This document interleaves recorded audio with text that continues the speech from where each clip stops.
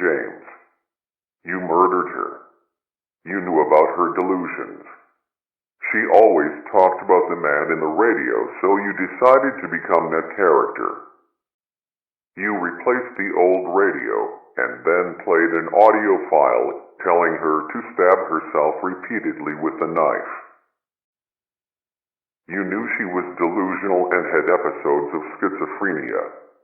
She followed your instructions and eventually bled to death due to her self-inflicted injuries. Since all the evidence pointed to a suicide, you weren't charged with anything. You finally got what you wanted. You were finally free. You might be wondering how exactly you ended up dead. Well, for the first few months, you lived your life carefree. You actually enjoyed life to some extent, not being tied down by an ill relative.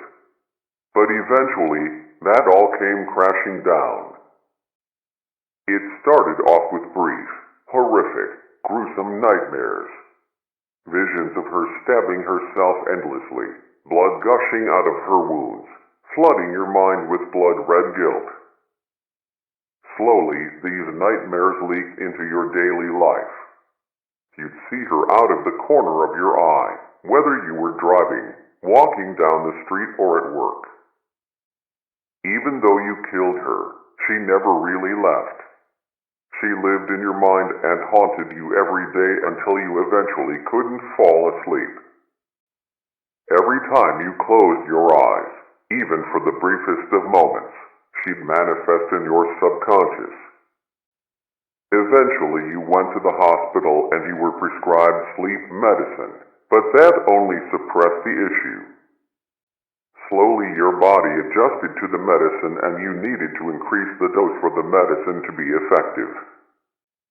This process kept repeating until you were taking multiple times the recommended amount. You were addicted, until one night you overdosed on sleep medication.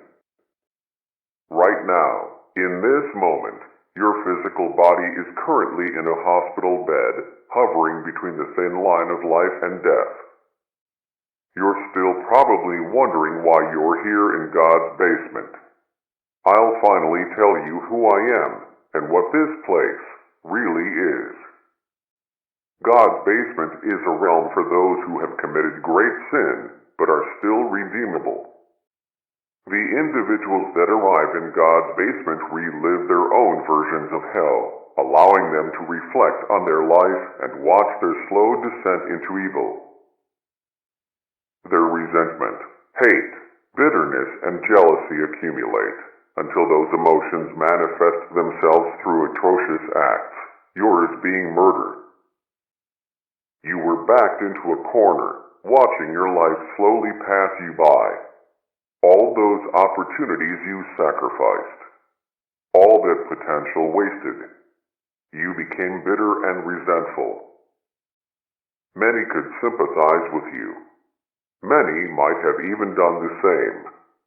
You were hopeless, and it felt like you were inside a living hell. I am called the Operator. I am an entity that manifests in God's basement. I manifest myself in different ways depending on the person. My job is to guide the person inside God's basement and allow them to relive their life from a different perspective. In your case, I manifested with many characteristics resembling the man in the radio. Hopefully this explanation cleared everything up. You're still probably wondering what happens now that you have all your memories. I mentioned earlier that God's basement are for those who are still redeemable. Even though you committed an atrocious sin, you were trapped in a hopeless existence. Also, the person you killed wasn't really your grandmother. She was a shell of her former self. Your grandmother died long ago. Part of you wanted to see her suffering cease. Your crime was both cruel and merciful at the same time. You are going to get a second chance at life. Pretty soon you're going to wake up in a hospital bed out of your drug-induced coma. Learn to live with what you did.